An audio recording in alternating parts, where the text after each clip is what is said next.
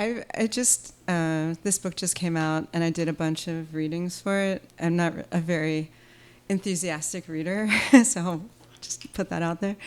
But when I came back from doing all those readings, I was like, I'm not doing any more readings. And then Evan emailed, and there's just no way you can say no to Evan. It cannot happen. When I walked in tonight, I don't even know how long we've known each other now. Long. Yeah, 8 or 9 years. Yeah. When I walked in tonight, Sophia read my tarot cards, which I will say no, but I said yes tonight. And my question, she was also my student, was, should I stay in San Francisco? And something that's been on my mind. And she read my cards, and the cards were indifferent. They're not sure yet. They don't know yet. But then I was like, wait, I just came out on a Saturday night to a reading on Haight Street and got my tarot cards read by a student. Like, of course I'm staying in San Francisco. Like, Evan and like everything you do is what my fantasy of San Francisco was before I got here, right? Like, this is what I thought it would be. This kind of scene, like there are all these office parties tonight. We decided not to go, we came here instead. Maybe we weren't invited, but we're here. And I think this is what San Francisco was in the minds of so many people, and like certainly the people who are from here, they know this. So thank you for keeping that going in the midst of all this other stuff that's competing with it. So I guess I'll stay for a year at least. All right. One at a time. Yeah. This is a novel. It's in sections because it was supposed to be a story collection. And I am reading one section that is called Animals. Were it not just things standing in for other things, were it not just me cast in the role of idealized me, were growing up our father's portrait not above the piano, no one played but him.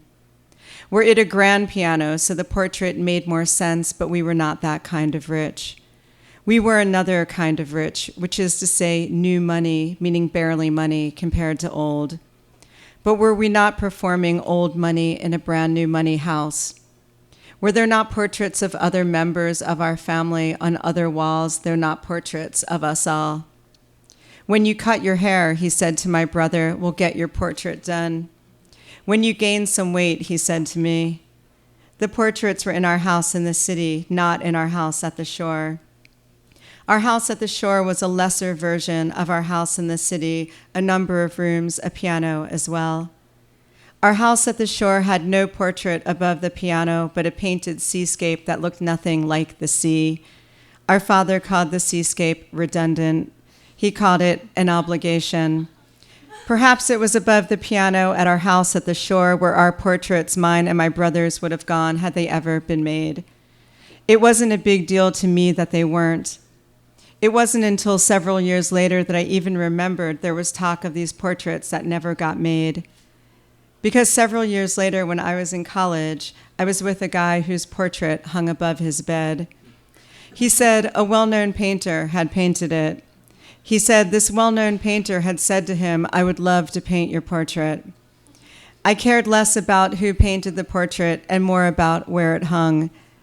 Because I wasn't sure at first if I could be with a guy whose portrait hung above his bed. But the guy was old money and the rules were different, and we got drunker and he got his way. This isn't a story besides about my thing with this guy, which was short-lived and is now nearly forgotten. This is a personal history of not knowing where to look.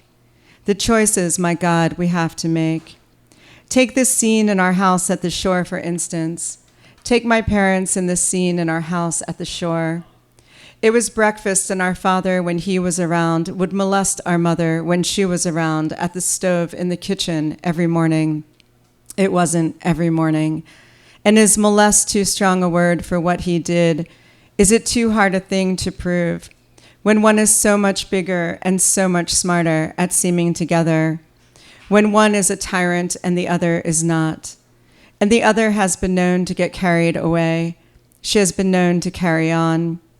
So it was our father's hands all over our mother early mornings at the stove, and I was trying to eat my eggs. It was my brother moving food around and around on his plate.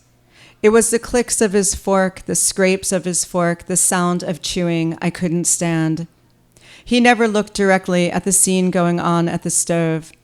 I couldn't help but look, though I knew it wasn't right. And it wasn't right to think about it years later, yet I did. It wasn't right to play it back, our father's hands pushing our mother at the stove, our mother saying, "Stop it," saying, "I'll burn your eggs," our mother pushing our father away, pushing with her hands, her hips, our father holding tight and laughing in that way he often laughed, like a guy getting his way again, like the guy I wanted to be, that dick I always wanted to be. After he left, our father said to me and my brother, "Your mother is ice." He said a block of ice and positioned his hands as if holding a block of ice. And what did we do? We sat there, I guess, and laughed, I guess. But I had these dreams, I now can say, of fighting our father until there was nothing left to fight. They weren't sleep dreams, really, but daydreams, and in them, I could really fuck him up. This isn't to say I was violent. I mean, I wasn't inherently violent beyond a baseline kind of violent. I'd gotten up in faces before, but not with a fist up to the face. Like all those times some girl fucked the guy I liked, and all those guys I didn't like who checked me out. All the locals who said such shit when I walked past. And I was like, "What the fuck are you looking at?" I was like, "Don't you fucking look at me." The portrait of our father above the piano was him in a collared shirt I'd never seen him wear. And the portrait of our mother was her in a flowered dress I'd never seen her wear. And the portrait of our dog, who we only owned for a short time because he'd turned, in the words of our father, wild, was him sitting up in a low-lit room I'd never seen. The portrait of the guy I was with was him in a three-piece suit standing against a dark wall. When I was in his bed, it was sometimes the portrait I looked at. This had to do with position. I realize when I say position, there are other ways to read it, like one's position in life and all of that. But I just mean he wanted me positioned in a certain way so he could watch me from below. Though this wasn't just about watching me, I later learned, but watching his effect on me. He would say things like, "Do you like it like this? Do you like it like this? Do you like it like this?" He would say things like, "Look at me, baby." I said, "Look at me, baby." I said, "Look at me." My choices were look down at his face or look up at the portrait. And there was something about his strained face, his red face, his working too hard to make me work hard too. And there was something about the portrait. So I often closed my eyes and put my mind somewhere else. It was often somewhere in outer space. It was orbiting the planets. It was making shapes from stars. It was a secret I had, my mind going out to some too cold place, some too hot place. I admit I got off on the secret. It wasn't unusual getting off on a secret. It was the thing, I would guess, most gotten off on. Still, I made the cliched sounds one makes, as the headboard made its cliched sounds, and the bed springs made their cliched sounds, as stars exploded in my mind into stars exploding into stars. I sometimes thought of one of the locals from the shore. He worked at the rides in the months that there were rides. He looked like a star we liked, like the poorest version of that star. The girl and I would stand there staring at him. She wanted him first, but I wanted him more. With some guys, it didn't matter, like my brother's friends or guys who came in for a week. With this guy, though, it was different. Our father said not to talk to the locals.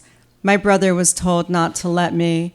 Keep an eye on her, our father would say, as if my brother's eye on me, as if any guy's eye on me. I mostly knew not to fight our father. I mostly knew not to fight him because our father would have fought me back, and I knew I would have lost that fight. This wasn't molestation, a father fighting a daughter. It was just a father fighting a daughter, that was all. But our father pushing our mother at the stove was something else, as was our mother pushing our father away and pushing him away, and pushing him away as I would have then done to any guy who came at me like that, his hands too big like that.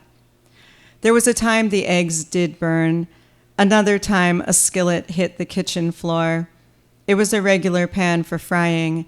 There's no reason to use the word skillet, which suggests a domesticity that wasn't our kind. It suggests a quaintness that wasn't our thing. That pan hit the kitchen floor so hard, and the egg in the pan hit everything around us. Our mother pushed our father away. She said I was trying to cook, said enough already. Then he laughed that laugh. Then she was pulling him in, and I had to leave the room. On our first date, the guy and I went to dinner. It was an old money place in the city. He watched me chew my food. He said, "I love your mouth." He had a thing, he said, for a certain mouth. Because his father, he said, had a thing for a certain mouth. A certain mouth, he said his father, was what you wanted. I said, "What does it mean, this certain mouth?" He said, "What do you mean? What does it mean?" He moved his chair closer to the table. It was dark and there was music. The music was manipulative. The drinks on the table were manipulative. Then there were more drinks on the table. When he said, "Let's go," we went. One might call this an obligation. I might call it a disappointment. I should call myself that disappointment. Me in the role of idealized me as this girl we all want to fuck. And were I not just a body like anyone else? Were I not just the parts of a body? Were I not just the parts of the parts? There was a night I'd been out until late. We looked at the guy until he looked back, and that was it. When I got to the house later on, our father was at the door. He was just getting in from a night as well, so it was like we had a secret. We walked into the house together. We went into our separate rooms. I imagine both of us slept. The next morning, we sat at the table. It was me and my brother and our father. Our mother was at the stove. A lot of time passed us sitting there waiting to be fed. And in that time, I must have thought something, but I couldn't tell you what it was. Then our father said, "Where were you last night?" And I said, "Out with a friend." And our father said, I said, "Where?" He said, "I didn't say with whom." Now food was on the table. My brother was chewing too hard. I couldn't stand the sounds he made, and the sounds at the stove I couldn't stand. Our mother's always annoying sounds. Our mother frying something loudly. Our father said, "Where were you last night?" And I said, "Where were you?" How can I even convey the tension in that room? Me and our father staring each other down. My brother chewing harder. The sounds at the stove even louder. Our father standing, then me standing. Our mother saying, "Enough already." Our father looking at our mother. That animal look on his face. That look I can't describe. Just I'd seen it someplace else, like on an actual animal once. So everything went to shit. I went after our father with both hands, and our father went after me. He was stronger, and I knew better. But once I started really fighting, I got totally carried away. And once he started really fighting, when I imagine that scene today, I imagine hair flying. I imagine dust, then dust settling in an empty room. But it was just my brother screaming, our mother screaming, the dog jumping up on everything he could. It was no one knowing where to look. It was me becoming the girl I would be for the rest of my life. My head not even in the room. I was orbiting the stars, ducking everything coming toward me. Our father coming toward me, his big hands right up in my face. But the dog was being way too wild. When our father kicked it, it made a sound I hear still to this day. Then everyone went to their rooms. Later that night, our father played the piano. He'd memorized several songs. None of the songs were good songs. All of the songs were old and dumb. Sometimes he sang along to them. Sometimes he sang more than one part. Our father had no talent for singing. He had no talent for playing the piano. It was only a performance of talent, but so much talent is actually only that. On our last night together, the guy said, "Baby," but I wasn't going to look at him. That night, I decided to look at the portrait, at that confident guy in his confident suit, that confident guy staring down at me, that confident guy getting his way, pushing my body into a stove, the cold of the counter against my skin, a skillet flying across the room, no one knowing where to look, then looking away, then looking on. This is a personal history of not knowing what to feel. No, this is a universal history of not knowing a fucking thing. It turned out my brother did cut his hair. He was expecting a portrait would be made. He was disappointed when it was not. But our father was on his way out by then. He'd been overthrown by then. We would be forced to find replacements for our tyrant, the easiest thing we would ever do. When the guy fell asleep, I stared at his back. I listened to the sounds he made. The room was getting lighter. At some point, I stood on the bed. I took the portrait down from the wall. It was large and it was heavy. I had no plan to do anything with it. I just wanted to look at it closer. I wanted to see why it mattered. Or I'm lying to you because I don't really know why I did what I did. But the guy woke up and saw me standing. I admit I must have looked crazy, and it got fucking weird after that. I mean, imagine what he screamed at me, and imagine what I screamed. And did he watch my mouth as the words came out? That certain mouth he loved, a mouth that could do things others could not. Don't make me regret telling you this. Don't make me describe my mouth. There are pictures of me, if you're curious. You can find them if you want. You can zoom right in on my lips. You can imagine pressing yours to mine. You can imagine how soft mine would be. Try to imagine how soft things could be. Then imagine how hard things could be. I can make things incredibly hard. Thanks.